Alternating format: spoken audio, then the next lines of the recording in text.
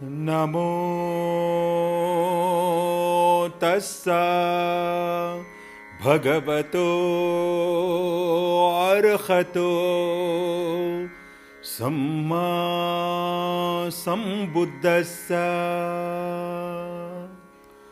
ಬುದ್ಧಂ ಶರಣಂ ಗಚ್ಚಾಮಿ, ಧಮ್ಮಂ ಶರಣಂ ಗಚ್ಚಾಮಿ, ಸಂಘಂ ಶರಣಂ ಗಚ್ಚಾಮಿ.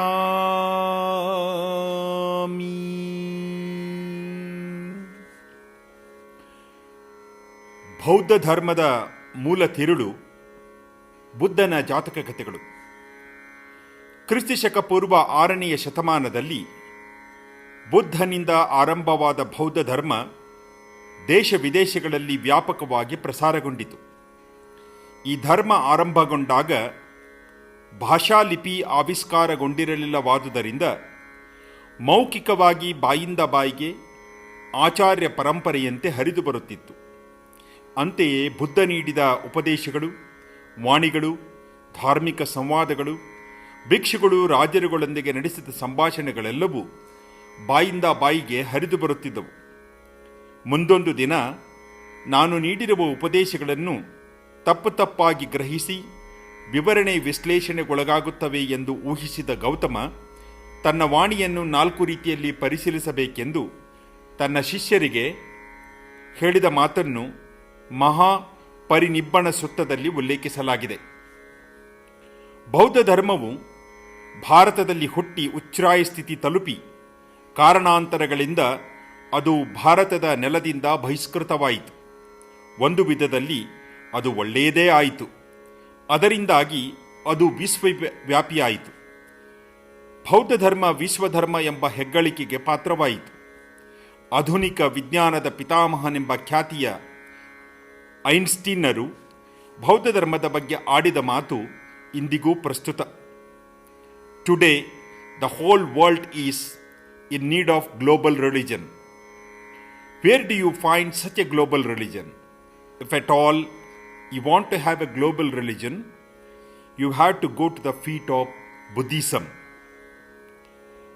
ಬುದ್ಧನ ತತ್ವಗಳು ಮತ್ತು ಉಪದೇಶಗಳ ಅಂತಸತ್ವಗಳೇ ಜಾತಕ ಕಥೆಗಳು.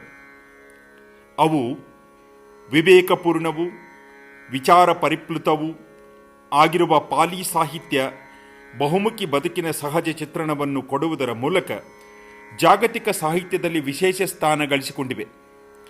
ಬುದ್ಧ ಗಯೆಯಲ್ಲಿ ಜ್ಞಾನದ ಬೆಳಕನ್ನು ಕಂಡುಕೊಂಡು ಕುಶಿನಗರವೆಂದು ಪ್ರಸಿದ್ಧವಾದ ಪಾವಾನಗರದಲ್ಲಿ ನಿರ್ವಾಣ ಹೊಂದುವವರೆಗಿನ 45 ವರ್ಷಗಳ ಅವಧಿಯಲ್ಲಿ ನಾಡಿನಾದ್ಯಂತ ಸಂಚರಿಸಿ ಬೋಧಿಸಿದ, ಸಂಭಾಷಿಸಿದ, ಚರ್ಚಿಸಿದ ಬುದ್ಧ ವಚನವೇ ಪಾಲಿ ಭಾಷೆ ಮತ್ತು ಪಾಲಿ ಸಾಹಿತ್ಯ. ಬುದ್ಧನಿಗೆ ಉಂಟಾದ ಬೋಧಿ ಶಬ್ದದಿಂದಲೇ ಈ ಬೌದ್ಧ ಸಾಹಿತ್ಯಕ್ಕೆ ತ್ರಿಪೀಠಕ ಎಂದು ಹೆಸರು ಬಂದಿದೆ. ವಿನಯ ಪೀಠಕ, ಅಭಿಧಮ್ಮ ಪೀಠಕ ಮತ್ತು ಸುತ್ತ ಪೀಠಕಗಳೇ ಈ ತ್ರಿಪೀಠಕಗಳು. ತ್ರಿಪೀಠಕದ ಬುದ್ಧ ತನ್ನ ಹಿಂದಿನ ಜನ್ಮದಲ್ಲಿ ಮಾಡಿದ ಸಾಧನೆಗಳೇ ಜಾತಕದ ವಸ್ತು. ಅಂದಿನ ಗಂಗಾ ಯಮುನಾ ಪ್ರದೇಶದಲ್ಲಿ ಜನರಿಗೆ ಪರಿಚಯವಾಗಿದ್ದ ಸಾಮಾನ್ಯರ ಹೃದಯದಲ್ಲಿ ಹುಟ್ಟಿದ ಕಥೆಗಳೇ ಜಾತಕ ಕಥೆಗಳು. ಇದರ ಪ್ರಭಾವದಿಂದಲೇ ರಚಿತವಾದ ಕಥಾ ಸಂಗ್ರಹಗಳೇ ಪಂಚತಂತ್ರ ಮತ್ತು ಕಥಾಸರಿತ್ ಸಾಗರ. ಯಮನಯಾಮಿನಿ ಕಥೆಗಳು, ಇಸೋಪನ ಕಥೆಗಳಿಗೆ ಸ್ಫೂರ್ತಿಯೇ ಈ ಜಾತಕ ಕಥೆಗಳು. ಜಾತಕ ಕಥೆಗಳಲ್ಲಿ ಬುದ್ಧ ತನ್ನ ಹಿಂದಿನ 547 ಜನ್ಮಗಳಲ್ಲಿ ಮಾಡಿದ ಸಾಧನೆ ಹೇಳಿಕೊಂಡಿದ್ದಾನೆ.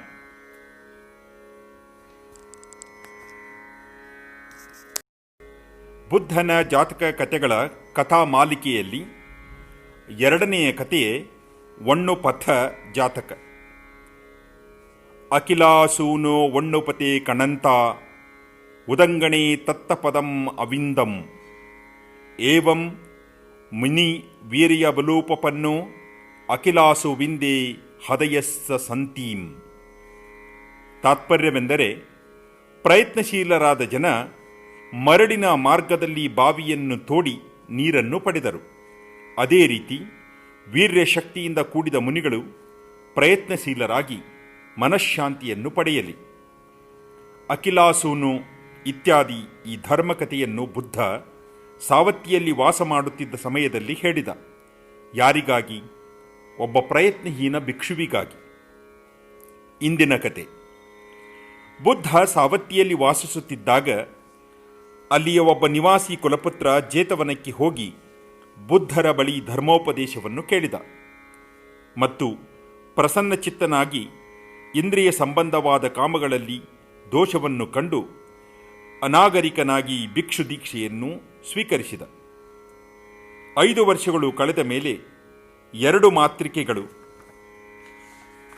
ಮತ್ತು ವಿದರ್ಶನಾ ಕ್ರಮಗಳನ್ನು ಕಲಿತು ಬುದ್ಧನಿಂದ ತನ್ನ ಚಿತ್ತಕ್ಕನುಕೂಲವಾದ ಯೋಗ ಕ್ರಿಯೆಯನ್ನು ಸ್ವೀಕರಿಸಿದ. ಅನಂತರ ಒಂದು ಕಾಡಿನಲ್ಲಿ ಹೋಗಿ ಮಳೆಗಾಲದಲ್ಲಿ ಮಾಡಬೇಕಾದ ಸಾಧನೆಯಲ್ಲಿ ತೊಡಗಿದ್ದರೂ ಅವಭಾಸ ಮಾತ್ರವಾಗಲಿ ನಿಮಿತ್ತ ಮಾತ್ರವಾಗಲಿ ಉತ್ಪನ್ನವಾಗಲಿಲ್ಲ. ಆಗ ಅವನ ಮನಸ್ಸಿನಲ್ಲಿ ಬುದ್ಧರು 4 ರೀತಿಯ ವ್ಯಕ್ತಿಗಳನ್ನು ಹೇಳಿದ್ದಾರೆ. ನಾನು ಬಹುಶಃ 4ನೇ ರೀತಿಯ ವ್ಯಕ್ತಿಯಾಗುವೆ. ನಾನು ಈ ಜನ್ಮದಲ್ಲಿ ಮಾರ್ಗ ಅಥವಾ ಫಲ ಯಾವುದನ್ನೂ ಪಡೆಯಲಾರೆನೆಂದು ಕಾಣಿಸುತ್ತದೆ. ಹಾಗಿದ್ದ ಮೇಲೆ ನಾನು ಕಾಡಿನಲ್ಲಿದ್ದೇನು ಮಾಡುವುದು? ಬುದ್ಧರ ಬಳಿಗೆ ಹೋಗಿ ಅವರ ಅತಿ ಸುಂದರವಾದ ದೇಹವನ್ನು ನೋಡುತ್ತಾ ಹಾಗೂ ಅವರ ಮಧುರವಾದ ಧರ್ಮೋಪದೇಶ ಕೇಳುತ್ತಾ ತಿರುಗಾಡುತ್ತಿರುವೆ ಎಂದು ಯೋಚಿಸಿ ಪುನಃ ಜೇತವನಕ್ಕೆ ಹಿಂದಿರುಗಿದ.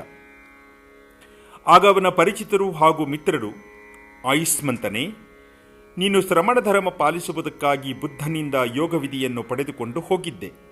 ಆದರೆ ಈಗ ಹಿಂತಿರುಗಿ ಬಂದು ಸಂಘದೊಂದಿಗೆ ತಿರುಗಾಡುತ್ತಿದ್ದೀಯೆ. ನೀನು ಪಬ್ಬಜ್ಜನಾಗುವ ಉದ್ದೇಶ ಪೂರೈಸಿಬಿಟ್ಟಿದೆ. ನೀನು ಜನ್ಮಾಂತರಗಳಿಂದ ಮುಕ್ತನಾಗಿ ಬಿಟ್ಟಿಯಾ ಎಂದು ಅವನನ್ನು ಕೇಳಿದರು. ಆಯುಷ್ಮಂತನೇ, ನಾನು ಮಾರ್ಗ ಅಥವಾ ಫಲವನ್ನು ಪಡೆಯಲಿಲ್ಲ. ನಾನು ಪ್ರಾಯಶಃ ಇದಕ್ಕೆ ಯೋಗ್ಯನಲ್ಲವೆಂದು ಭಾವಿಸಿ ಅಭ್ಯಾಸವನ್ನು ಬಿಟ್ಟು ಹೊರಟು ಬಂದಿದ್ದೇನೆ.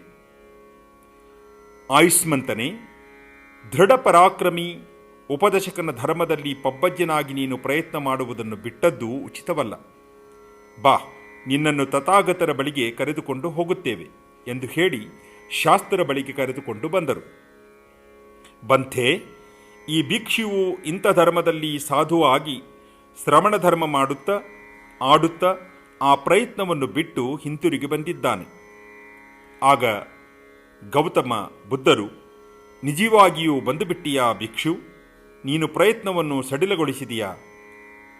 ಹೌದು, ನಿಜವಾಗಿಯೂ ಭಗವನ್ ಎಂದು ಆತ ಉತ್ತರಿಸಿದ. ಭಿಕ್ಷು, ಇಂಥ ಧರ್ಮದಲ್ಲಿ ಪಬ್ಬಜ್ಜನಾಗಿ ನಿನ್ನನ್ನು ನೀನು ಅಲ್ಪೇಚ್ಛ, ಸಂತುಷ್ಟ, ಏಕಾಂತ ಪ್ರಿಯ ಮತ್ತು ಪ್ರಯತ್ನಶೀಲನನ್ನಾಗಿ ಮಾಡಿಕೊಳ್ಳುವುದನ್ನು ಬಿಟ್ಟು ಸೋಮಾರಿ ಭಿಕ್ಷುವನ್ನಾಗಿ ಏಕೆ ಮಾಡಿಕೊಳ್ಳುತ್ತಿದ್ದೀಯೇ? ನೀನು ಪೂರ್ವಜನ್ಮದಲ್ಲಿ ಉದ್ಯೋಗ ಪಾರಾಯಣನಾಗಿರಲಿಲ್ಲವೇ? ಪೂರ್ವಜನ್ಮದಲ್ಲಿ ನೀನು ನಿನ್ನ ಏಕಾಂಗಿಯಾಗಿ ಉದ್ಯೋಗಗಳಿಂದ ಮರುಭೂಮಿಯಲ್ಲಿ 500 ಬಂಡಿಗಳ ಮನುಷ್ಯರು ಮತ್ತು ಎತ್ತುಗಳಿಗೆ ನೀರು ಕೊಟ್ಟು ಸುಖಿಯಾಗಿದ್ದೆ. ಈಗ ಏಕೆ ನೀನು ಎದೆಗುಂದುತ್ತಿದ್ದೀಯೇ? ಆ ಭಿಕ್ಷು ತಥಾಗತರ ಈ ಮಾತಿನಿಂದ ಎಚ್ಚೆತ್ತುಕೊಂಡ. ಈ ಮಾತನ್ನು ಕೇಳಿ ಭಿಕ್ಷುಗಳು, ಭಂತೆ, ಈ ಸಮಯದಲ್ಲಿ ಭಿಕ್ಷು ಎದೆಗುಂದಿರುವುದು ಸ್ಪಷ್ಟವೇ ಇದೆ. ಆದರೆ ಪೂರ್ವಜನ್ಮದಲ್ಲಿ ಇವನೊಬ್ಬನ ಪ್ರಯತ್ನದಿಂದ ಮರುಭೂಮಿಯಲ್ಲಿ ಎತ್ತುಗಳು ಮತ್ತು ಮನುಷ್ಯರು ನೀರನ್ನು ಪಡೆದು ಸುಖಿಗಳಾದದ್ದು ನಮಗೆ ಗೊತ್ತಿಲ್ಲ. ಅದು ತಮ್ಮ ಸಮ್ಯಕ್ ಜ್ಞಾನಕ್ಕೆ ತಿಳಿದಿದೆ. ನಮಗೂ ಆ ವಿಷಯವನ್ನು ತಿಳಿಸಿ ಎಂದು ಪ್ರಾರ್ಥಿಸಿದರು. ಹಾಗಿದ್ದರೆ ಭಿಕ್ಷುಗಳೇ ಕೇಳಿ ಎಂದು ಬುದ್ಧ ಆ ಭಿಕ್ಷುವಿನ ಗಮನವನ್ನು ಸೆಳೆದು ಅವನ ಪೂರ್ವಜನ್ಮದ ಅಜ್ಞಾತ ವಿಷಯವನ್ನು ಹೇಳಿದರು. ಹಿಂದಿನ ಕತೆ. ಹಿಂದೆ ಕಾಶಿ ಪ್ರಾಂತದ ವಾರಣಾಸಿ ನಗರದಲ್ಲಿ ಬ್ರಹ್ಮದತ್ತ ರಾಜ್ಯಭಾರ ಮಾಡುತ್ತಿದ್ದ ಕಾಲದಲ್ಲಿ ಬೋಧಿಸತ್ವ ವರ್ತಕ ಕುಲದಲ್ಲಿ ಹುಟ್ಟಿದ. ಪ್ರಾಪ್ತ ವಯಸ್ಕನಾದ ಮೇಲೆ 500 ಬಂಡಿಗಳನ್ನು ಕಟ್ಟಿಕೊಂಡು ವ್ಯಾಪಾರ ಮಾಡತೊಡಗಿದ. ಅವನು ಒಂದು ದಿನ 60 ಯೋಜನವುಳ್ಳ ಮರುಭೂಮಿಯಲ್ಲಿ ಹೋಗುತ್ತಿದ್ದ. ಆ ಕಾಂತಾರದ ಮರಳು ಎಷ್ಟು ಮೃದುವಾಗಿತ್ತೆಂದರೆ ಮುಷ್ಟಿಯಲ್ಲಿ ಹಿಡಿದರೆ ನಿಲ್ಲುತ್ತಿರಲಿಲ್ಲ. ಸೂರ್ಯೋದಯದಿಂದಲೇ ಹುಲ್ಲಿನ ಬೆಂಕಿಯಂತೆ ಸುಡುತ್ತಿದ್ದು ಅದರ ಮೇಲೆ ನಡೆಯಲಾಗುತ್ತಿರಲಿಲ್ಲ. ಆದುದರಿಂದ ಆ ಕಾಂತಾರವನ್ನು ದಾಟುವವರು ಸೌದೆ, ನೀರು, ತೈಲ, ಅಕ್ಕಿ ಎಲ್ಲವನ್ನೂ ಬಂಡಿಗಳ ಮೇಲೆ ಹೇರಿಕೊಂಡು ರಾತ್ರಿ ಹೊತ್ತಿನಲ್ಲಿಯೇ ಪ್ರಯಾಣ ಮಾಡುತ್ತಿದ್ದರು. ಅರುಣೋದಯದ ಸಮಯದಲ್ಲಿ ಬಂಡಿಗಳನ್ನು ಗುಂಪಾಗಿ ನಿಲ್ಲಿಸಿ ಅದರ ಮೇಲೆ ಚಪ್ಪರ ಹಾಕಿ ಸಮಯವಿದ್ದಾಗಲೇ ಊಟ ಮುಗಿಸಿ ನೆರಳಿನಲ್ಲಿ ಕುಳಿತುಕೊಂಡೇ ಹಗಲು ಕಳೆಯುತ್ತಿದ್ದರು. ಸೂರ್ಯಾಸ್ತವಾಗುತ್ತಿದ್ದಂತೆಯೇ ಸಂಜೆಯ ಭೋಜನವನ್ನು ಮುಗಿಸಿ ಭೂಮಿ ತಂಪಾದ ಮೇಲೆ ಬಂಡಿಗಳನ್ನು ಹೂಡಿಕೊಂಡು ಮುಂದೆ ಹೊರಡುತ್ತಿದ್ದರು. ಈ ಯಾತ್ರೆ ಸಮುದ್ರಯಾನದಂತೆಯೇ ಇರುತ್ತಿತ್ತು. ಅದರಲ್ಲಿಯೂ ದಿಕ್ಸೂಚಕನ ಅವಶ್ಯಕತೆ ಇರುತ್ತಿತ್ತು. ಆ ದಿಕ್ಸೂಚಕ ನಕ್ಷತ್ರಗಳನ್ನು ನೋಡಿ ಯಾತ್ರಿಗಳ ಗುಂಪನ್ನು ಕಾಂತಾರದಿಂದ ದಾಟಿಸುತ್ತಿದ್ದ. ಆ ವರ್ತಕನೂ ಕೂಡ ಆ ಸಮಯದಲ್ಲಿ ಇದೇ ರೀತಿಯಿಂದ ಆ ಕಾಂತಾರದಲ್ಲಿ ಹೋಗುತ್ತಿದ್ದ.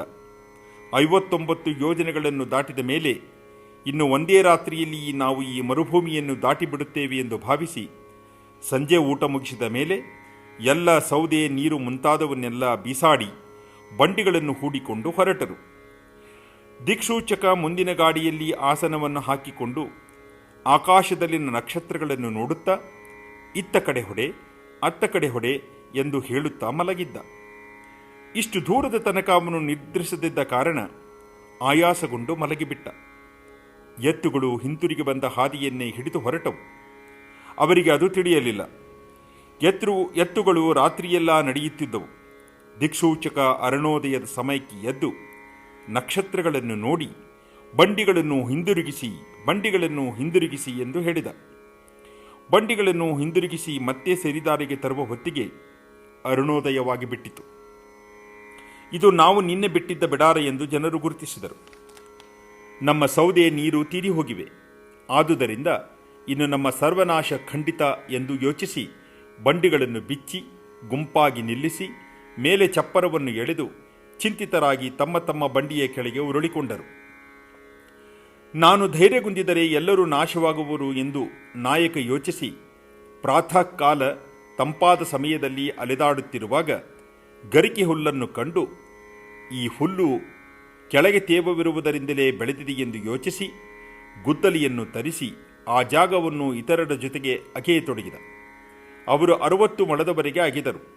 ಇಷ್ಟೊಂದು ಆಳಕ್ಕೆ ತೋಡಿದ ಮೇಲೆ ಅವರ ಗುದ್ದಲಿ ಕೆಳಗೆ ಒಂದು ಕಲ್ಲಿಗೆ ತಗುಲಿತು. ಕಲ್ಲಿಗೆ ತಗುಲಿದ ಕೂಡಲೇ ಎಲ್ಲರೂ ಧೈರ್ಯ ಕಳೆದುಕೊಂಡರು.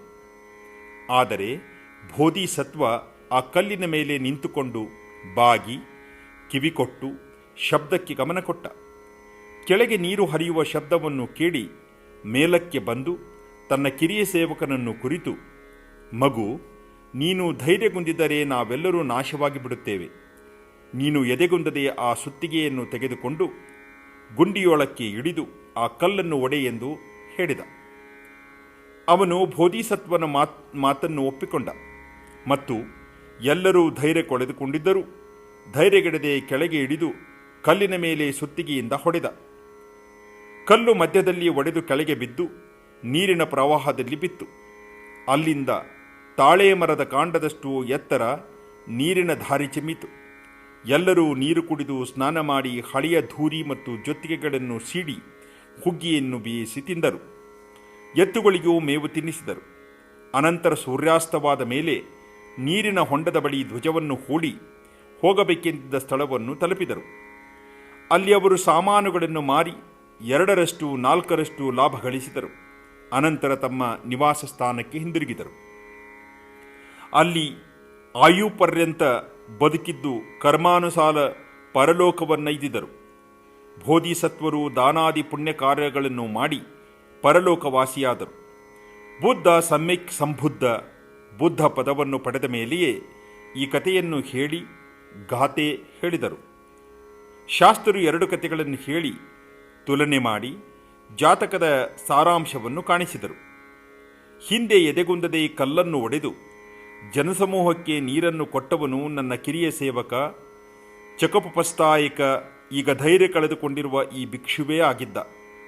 ಉಳಿದ ಸಂಘ ಇಂದಿನ ಬುದ್ಧ ಸಂಘವೇ ಆಗಿತ್ತು. ಪ್ರಧಾನ ವರ್ತಕ ನಾನೇ ಆಗಿದ್ದೆ ಎಂದು ಹೇಳಿ ಧರ್ಮೋಪದೇಶವನ್ನು ಮುಗಿಸಿದ.